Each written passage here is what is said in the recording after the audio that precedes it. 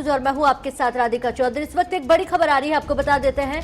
दुखद खबर, लगातार कोरोना के चलते एक के बाद एक मनुष्यत खबर हम सुनते आ रहे हैं। इसी के चलते मशहूर एंकर रोहित सरदाना अब हमारे बीच नहीं रहे हैं। हम आपको बता देते हैं रोहित सरदाना का अंतिम संस्कार कुरुक्षेत्र में होगा और उसके चलते आपको ये बड़ी महत्वपूर्ण जानकारी। रोहित सरदाना हार्ट अटैक के चलते उनका निधन हो गया था और कोरोना से संक्रमित भी बताए जा रहे थे।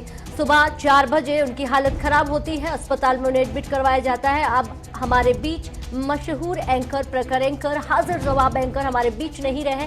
दुखद खबर, आपको बता दें लगातार देश भर से यही एक आवाज उठ रही है कि जिस तरह से ये खबरें सामने आ रही हैं, एहतियात बरतने होंगे क्योंकि कोरोना के चलते कई ऐसी खबरें सामने आ रही है। लंबे समय से टीवी मीडिया का चेहरा रह चुके हैं रोहित सरदाना, जिसे कौन नहीं जानता है। आज आपको बता देते हैं लगातार मशहूर एंकर की निधन के बाद अब तमाम लोगों की तरफ से एक ही आवाज उठ रही है कि इस कोरोना के चलते हमें बहुत ज्यादा एहतियात बरतने हैं क्योंकि इस कोरोना की चपेट में हर कोई आ रहा है। आपको ये दुखद खबर दे देते हैं, लंबे समय से टीवी मीडिया का चेहरा रह चुके हैं रोहित सरदाना और आज वो हमारे बीच नहीं रहे हैं।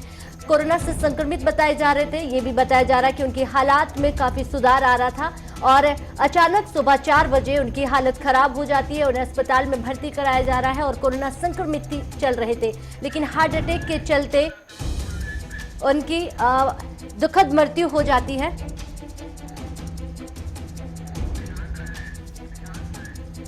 आपको बता देते हैं रोहित सरदाना अब हमारे बीच नहीं रहे। निशांत राय हमारे संवाददाता हमारे साथ जुड़ गए हैं इस पर जानकारी देने के लिए। निशांत राय, कोरोना के चलते रोहित सरदाना भी इसकी चपेट में आ गए। हालांकि ये बताया जा रहा है कि हार्ट अटैक के चलते उनका निधन हो गया है, लेकिन वो कोरोना संक्रमित भी चल रहे थे। क्या कुछ अपडेट आपके पास? रोहित सरदाना जो है वो कोरोना संक्रमण से जूझ रहे थे और उसी बीच उनको हार्ट अटैक आ जाता है, जिसके चलते अब वो हमारे बीच नहीं रहे हैं।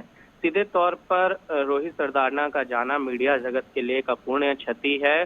कुछ ऐसे लोग थे जिनकी वजह से हिंदी मीडिया को दुनिया भर में जाना जाता है, उसमें एक बड़ा नाम रोहित सरदाना है और जिस तरीके से वो बेबाकी से अपनी राय रखते थे वो हम सभी जानते हैं और खासकर युवा वर्ग के लिए रोहित सरदाना जैसा नाम किसी प्रेरणा से कम नहीं है। जो मीडिया के छात्र हैं या नव पत्रकार हैं, सभी के लिए रोहित सरदाना का नाम काफी अहम था और रोहित सरदाना के जाने के बाद से प्रधानमंत्री से लेकर राष्ट्रपति, गृह मंत्री सभी ने उनको श्रद्धांजलि दी है। और सबसे बड़ी बात है कि रोहित सरदाना के जाने के बाद से मीडिया में एक ऐसा रिक्त स्थान बना है जिसकी पूर्ति शायद कभी हो पाए।